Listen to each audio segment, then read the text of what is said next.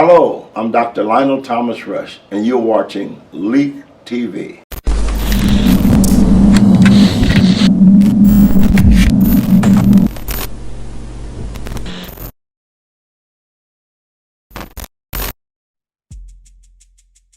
I am a pastor in the city of Indianapolis, Indiana. I've been a community activist nearly all my life, but of late, my activism has morphed over into the need to promote economic development for African Americans. I've come to distill a lot of my life's work down to two entities, the moral entity and the economic entity. I'm an American, and we live in America. It's a capitalistic society. And in a capitalistic society, if you don't have capital, you are living in violence. And so my people, we don't have the kind of capital that our years of existence in this country demand that we have, and I intend to do something about that. Well, I was born and raised in a four-room house, at 2147 Columbia in Indianapolis, Indiana. And I am one of 19 children, all single birth. Gene, Clem, Junior, Marshall, Bobby, Tice, Carla, Brian, Grace, Vera, Ursula, Doris, Ona, Larry, Lionel, Barbara, Linda, Joe. I'm the 9th boy of 10 boys, and I'm the 16th child of 19 children. My dad had a first grade education, but he was nothing short of brilliant. My mom had a 9th grade education, but they emphasize a kind of morality, and they emphasize education. And so I have a doctorate degree. I have sisters and brothers and nieces and nephews with doctorate degree because that was pushed in my home. My mama taught me my timetables, and I still remember them. She said, boy, if it's a 9, then there's a 0. And the next number is 1, 8, 18. The next one is 2, 7. So she went down the line with that. I remember those lessons. And so education was very important because I think you find your plan when you find your passion, and you find your passion from your pain. The fact that we came up really, really poor became kind of a pain and a passion.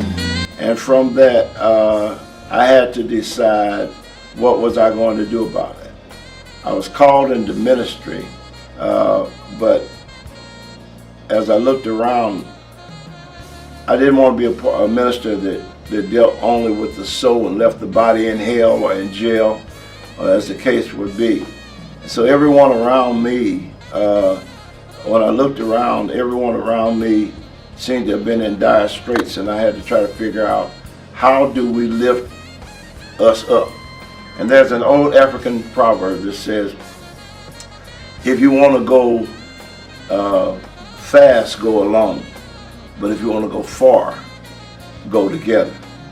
And so I think my activism and my sense of service is that out of that the old thought process that says, because of you, I am.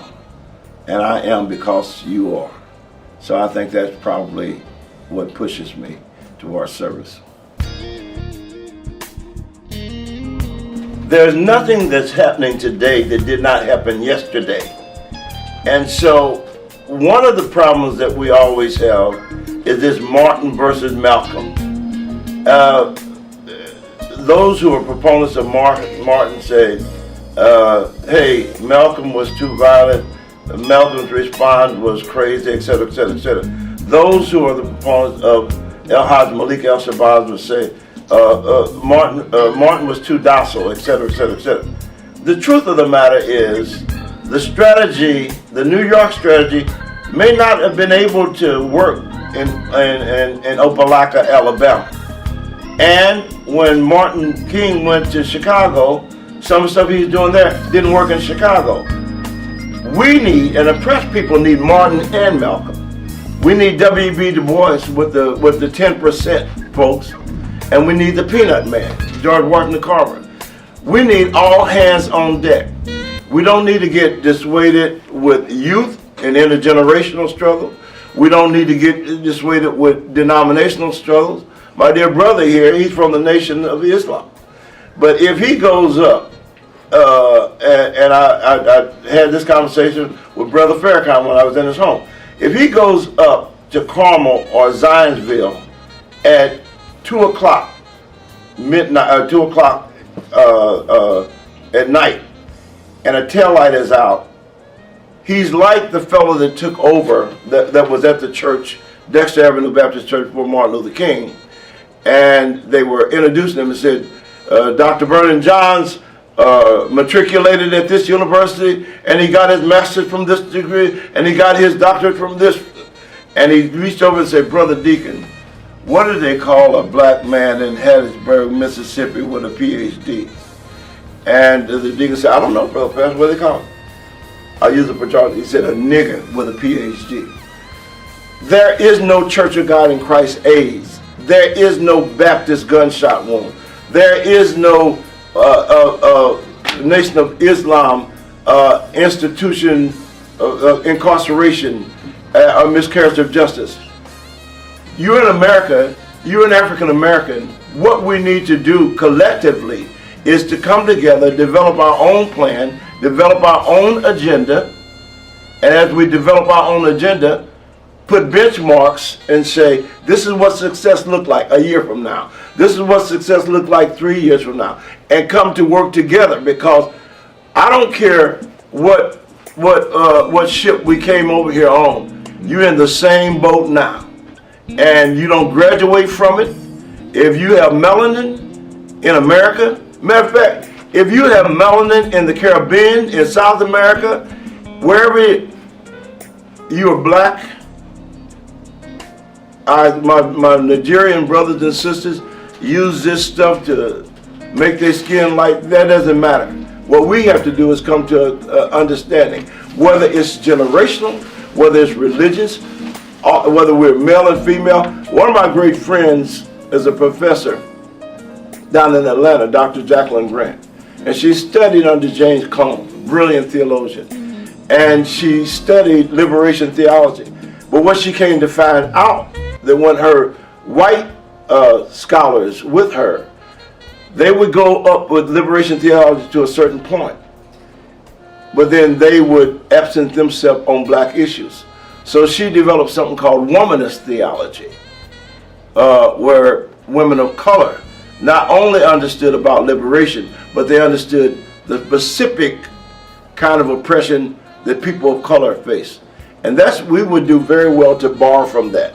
We cannot afford the luxury. I am black, I am Pentecostal, I'm a Kappa man, I'm all that. But one of the things in America, you're African American. And when we come at these issues, we have to come as a collective. And that's where I'm thinking.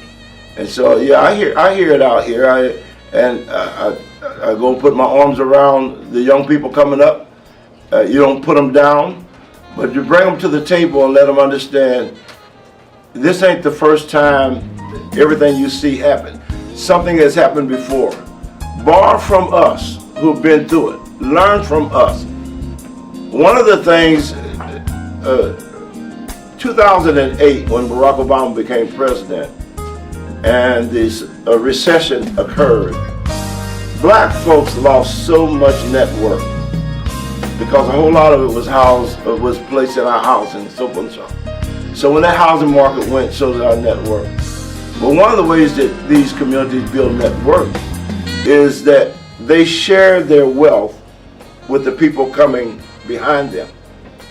Often, we don't have no wealth to share, but that's just money. But we can share our wisdom. We can share our experience so that when our young people come up, we qualify them to take those critical steps, and we hand the baton off to them. We say, here's as far as we went. You take the baton. This is the understanding you should have. You don't have to replicate what we've done. And so I think that that's a part of that answer.